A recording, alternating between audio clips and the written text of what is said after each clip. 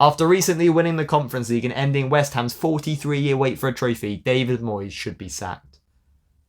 And I think sometimes West Ham fans or football fans can be a bit distracted because they put off big wins against Chelsea the other day, Liverpool a couple of seasons ago. They drew against Arsenal last season, drew against City the season before.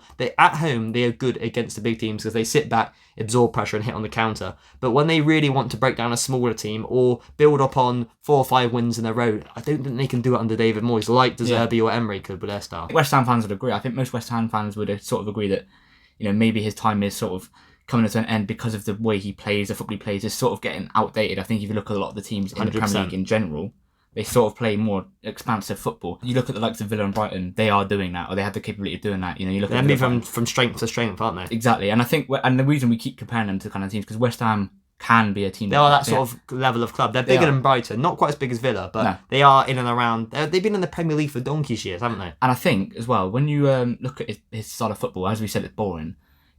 When you see entertaining football, at the end of the day, it's going to be less toxic. Exactly. Whereas if it goes bad, it's not as like. That's the thing with Moyes. I can tell you for a fact now, if it goes bad, the West Ham fans. You look at last season before they won a Conference League, it was really toxic. None of the fans wanted in there, and it was just awful football. The players weren't really sort of playing for him much, just because of the style of football that they played. The players that they have a capability of 100% pushing up the pitch and playing more expansive. You look at like Skamaka, who's obviously now left.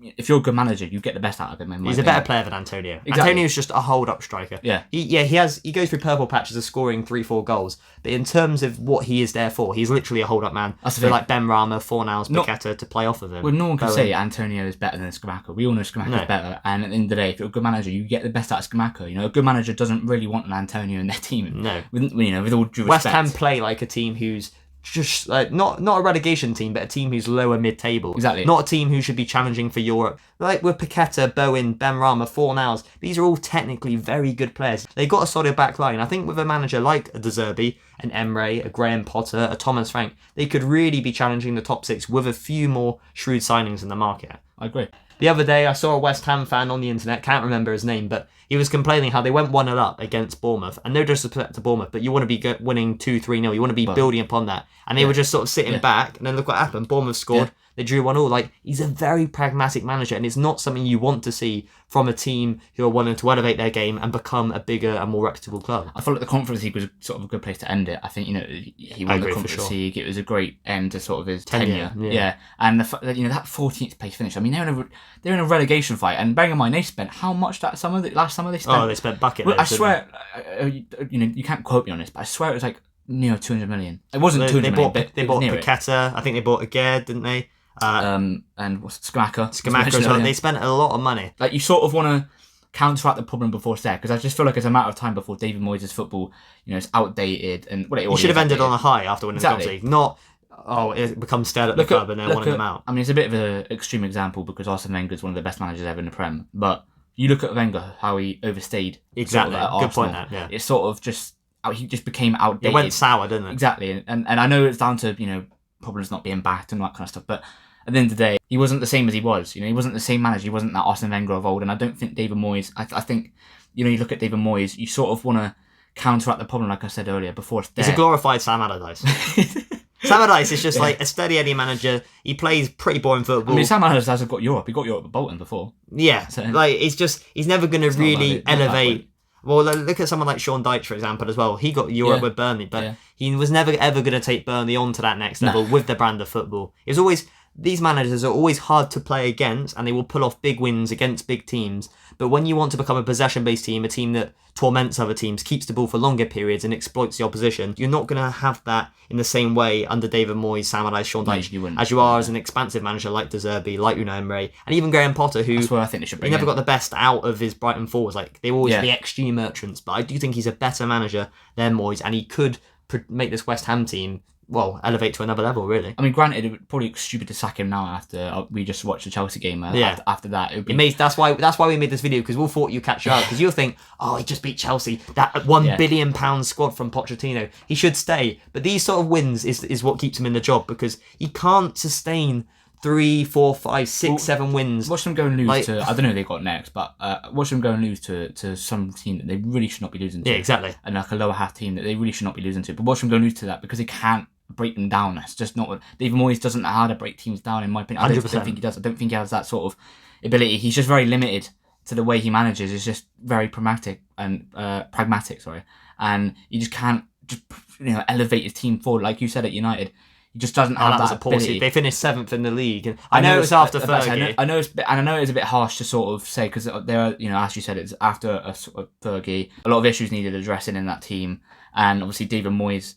It was a bit harsh because obviously this is back in 2014 now, but it just shows that he. I mean, like I said, West Ham last season. It just shows he doesn't have the ability to just. He doesn't have the ability to play on the front foot, which is what, like I said, it's what fans want. You want entertaining football, exactly, and you want to just see progression. That's all you need. And when that is not happening, it's sort of it's pointless. And I feel like David Moyes, like I said, it's just a matter of time before West Ham, the club, the fans, and the players, it just becomes toxic like it was last season. Because in my opinion, I don't think they can win Europa League. No, I think Conference League is just Europa League and Conference League is a completely different level. Granted, I know people might not see it. People might think, oh, they're both Thursday nights, but. They are. You look at Europa League. And look at the teams that obviously have dropped down for the Champions League. In the Conference League, it's just a whole different level. I don't even know the teams that West Ham play in the Conference League until the final. I'm not even gonna lie. But Europa League, quite a few teams in there, and I just don't see them winning that. And then by the time he's out of that, it's just I feel like he's gonna have a very average season at best. Exactly. Because I know in our predictions, I think we put 11th or something. 11th, yeah. I put him around 11th. I think you put him around the same. But once you win the Conference League, you should be building upon that, not digressing, as you said. And I think that's just because they might sack Moyes, and I think that's might because they bring in someone like Potter or someone who's a good manager on the front foot, because that's the players they have. Exactly. You can't have Lucas Paqueta and Jared Bowen, and I know he's gone now, but Scamacca, playing. I saw Antonio criticising him because he doesn't play the way Moyes wants him to play, but it's because he's not that kind of guy that's going to drop deep and be a hold-up striker. He's that guy that's going to get you the goals and bring you the goals and assists that West Ham will need up top when you're playing on the front foot. Exactly. Like you said, Bowen, Paqueta, they've got so many really good players, and I feel like it's just harsh to sort of just very limit them. Well, put Moyes in this Villa or Brighton team, and he says managing Brighton's squad or Villa squad. He's nowhere near getting what he's not putting Emery getting out there. And to not disrespect him, he's not going to send them down. I don't think. No. But he will just sort of be like you said, steady Eddie. He'll just be in and around lower half mid-table area. But when like you said, the likes of Unai Emery and De Zerbi pushing them up the table in Europe. And I know David Moyes has done that at West Ham, but like you said, degressing, and you can't have that at a club. You just always need to be progressing to the next step. It's not the fact they went from 7th to 10th. No. That's not a bad season. To 14th. They went from 7th to 14th. That's doubling your place. Conference League does take a lot out of you, but you shouldn't really be finishing that low with the amount of players they've got in their squad. And how much they spent as well. He's just unless he radically changes his tactics, he's always going to be a manager who is never going to be a woeful manager in terms of for a mid-table team. But he's never going to get a job at a top-level club because the way the game's going with playing out from the back, expansive football, it just doesn't apply to David Moyes at all. It doesn't at all, and I think that's why West Ham should look to bring in a replacement like Potter or someone who's more on the front foot. You look at Bournemouth's appointment recently, Gary O'Neill again. Gary O'Neill, would he push them to that next step? No. Maybe he might keep them up, but that's the whole point of Areola's going to make this Bournemouth team better. The way he plays. You want to see progression. It might not pay off, I understand that, but most of the time, you just want to see progression, and you want to see your team up just constantly up in the levels, and that's what Bournemouth are trying to do with the Areola appointment. And I think West Ham should be looking to do the same instead of just sort of settling for just staying up and maybe getting the old European place. But even then, after this Europa League, because they're not going to, no offense, but they're not going to win Europa League. No, they're not. So after that, I think that's it for Europe for a while if they do keep Moyes. Well, if you think about it, I know it may sound harsh when you look at Everton and Southampton, who were always 7th and 8th for years, and then they fell off because it's hard to compete with the big boys. And I know West Ham aren't a monumental, massive club, but David Moyes is never ever going to take them, with Brighton and Villa, we keep referring to them, but they're prime examples of how a manager can get the best out of a decent bunch of players and elevate a team who has been, Villa have been mediocre for many years now, and Brighton have never been as big as they are currently. I think we could see, I know we keep using Brighton as an example, but you could see the likes of Bournemouth being used as an example. Yeah. Even, I'm not even trying to be biased here, but even my own team, Tottenham, I think with Postecoglou coming in and playing a different style of football. Exactly. Expanding on what we just beat United, and that was just due to us getting right on the front foot and pressuring, and that's all you want your team to see, because you just want to see progression, you want to see good football, and David Moyes just doesn't quite bring that, and to such a team full of quality. In fairness, even as a Tottenham fan saying that, it is a team full of quality. They should be getting a lot more out of these 100%. Like I said, Lucas Paqueta, World Cup player, exactly. playing for Brazil. You can't have him playing in a defensive team, really. You've got to have him on the front foot. He should be one of the. We should be talking about Paqueta. The money they signed him for, he should be one of the best attacking midfielders in the league. In my opinion.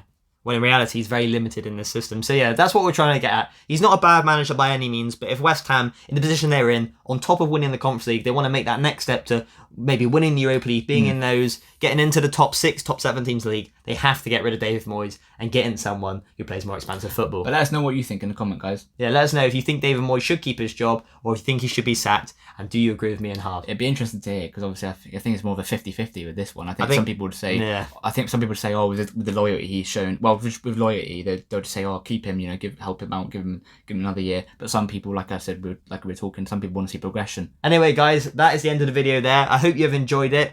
This is obviously a very controversial topic. Like we said, let us know down below your thoughts. Thanks for watching, like and subscribe, and we'll catch you in the next one.